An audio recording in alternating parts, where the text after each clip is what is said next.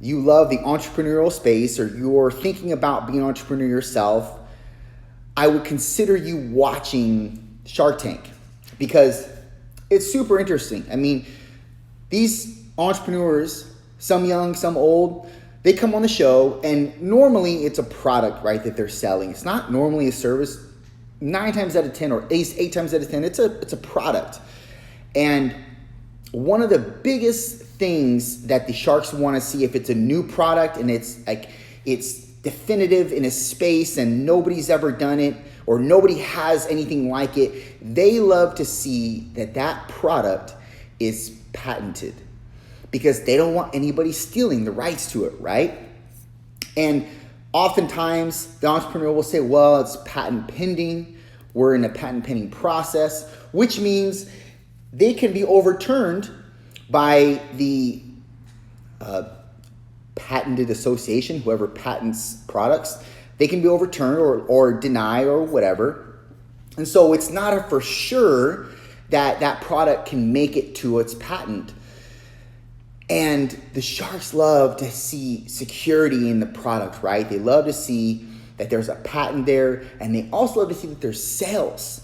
But a lot of entrepreneurs will come on there, no sales, valuating their business at 10 times the current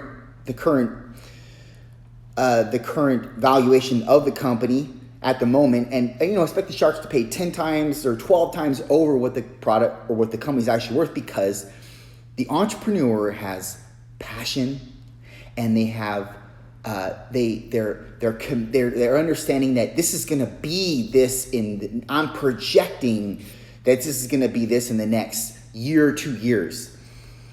And if I understand what they're meaning by projecting, but you really can't project anything. No one can project tomorrow. You don't know if you got tomorrow. You don't, much less, you don't know if you're going to make the sales that you think you're going to make because your product is so awesome in the next year or 2 years. Where is this going, Justin? I don't understand.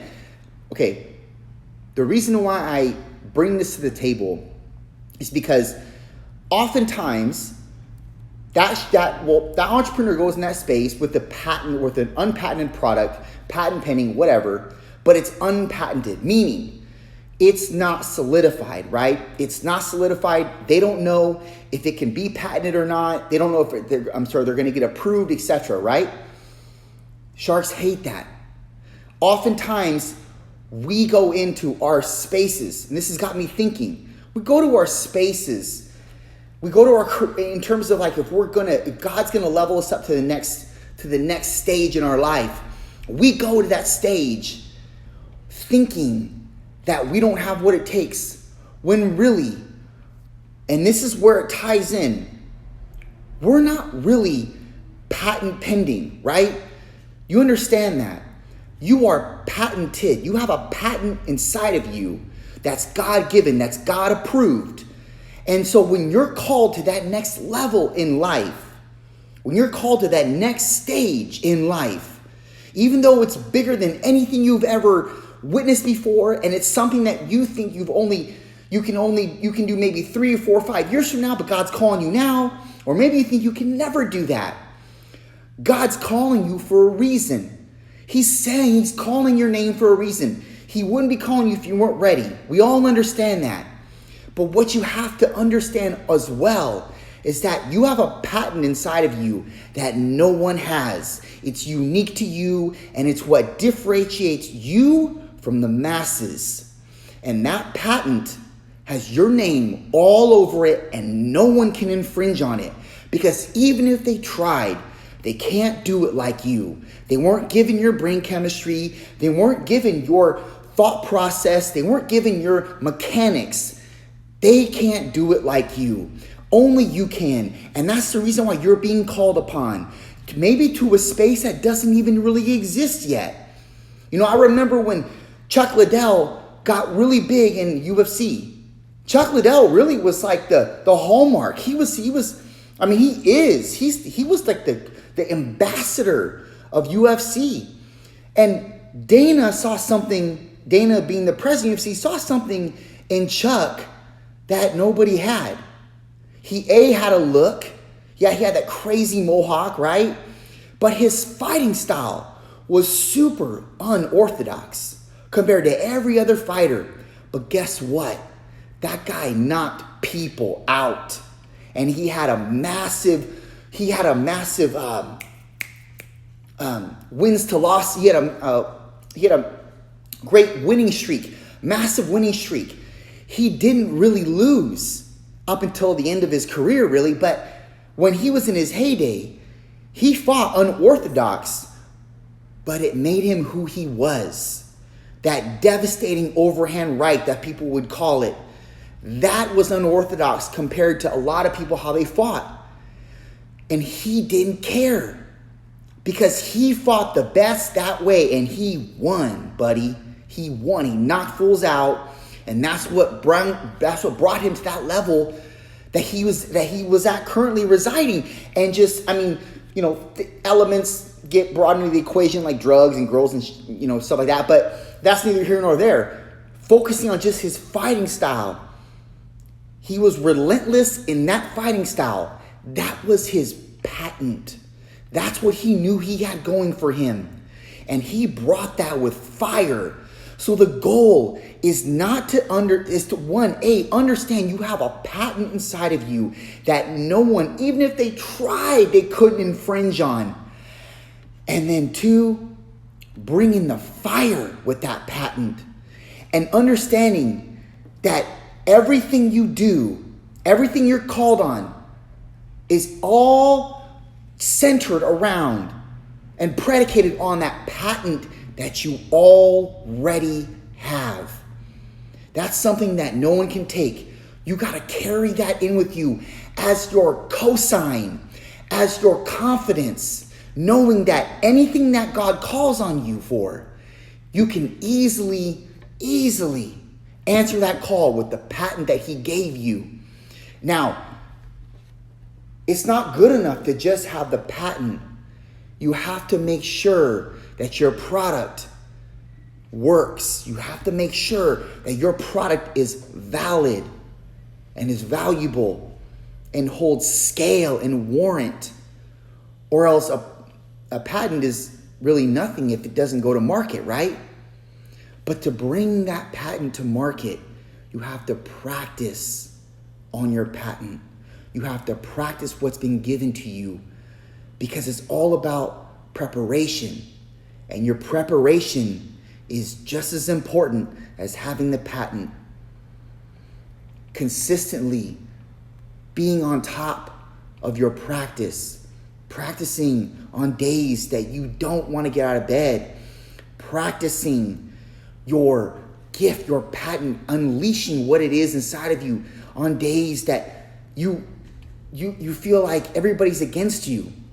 Even when it comes to your family members might be against you, your girlfriend, your wife, they might be against you, but you continue to practice because you believe in your patent and you have everything in you to bring it to market, and you have no other choice but to bring that patent to market because you want everybody else to benefit from it, because you know that they will.